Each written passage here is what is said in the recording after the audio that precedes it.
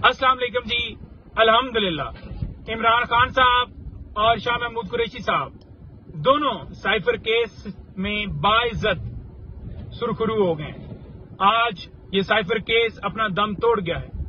खान साहब और शाह महमूद कुरैशी साहब के ऊपर झूठा मुकदमा बनाया गया था कि आपने चोरी किया साइफर, आपने सियासी मकासद के इस्तेमाल किया। कभी कहते थे आया नहीं, कभी कहते आया, कभी कहते हैं कि अपने पास रख लिया।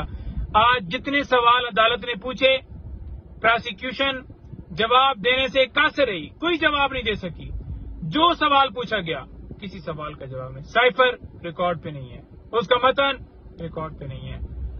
जेल साइफर के जो रूल्स हैं वो कहाँ हैं, वो भी नहीं है। तो अल्हम्दुलिल्लाह जितनी समाअत हुई है, घंटों समाअतें चलती रही। आपने देखा कि कितने दिन चलती रही और कितने घंटों बहस जारी, लेकिन एक भी इमरान खान के खिलाफ कोई ऐसी बात नहीं लेकर आ सके कि वो जो फैसला था वो ठहर सकता।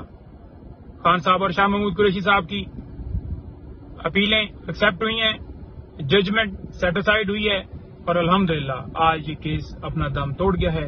अल्हम्दुलिल्लाह ये पूरी कौम को, ये पाकिस्तान को, ये इस निजाम इंसाफ की जीत है। पूरी कौम को मुबारक हो। लेकिन असल खुशी उस वक्त होगी जब इद्दत केस और बाकी केसेस, सारे इद्दत केस खत्म होगा, खान साहब हमारे साथ होंगे। असल खुशी उस वक्त होगी। लेकिन ये हवा का झोंका है और इसमें खुशी वाली मैं इस वजह से बात कहूंगा क्योंकि ये सारे प्रोपेगेंडे किए जाते थे कि ये गद्दार है, इसने जो है वो मुल्क जो है वो दाव पे लगाया है और सिक्योरिटी ब्रीच की है, दूसरे ममालिक के साथ तल्लुकात खराब किए हैं, ये किया है, वो किया है। तो आज उनका सारा बयानिया जो है वो बढ़ गया है और अल्हम्दुलिल्लाह हक की फतह हुई है, सच की फतह हुई है। खान सच्चा आदमी है, उसने अपनी ड्यूटी अदा की।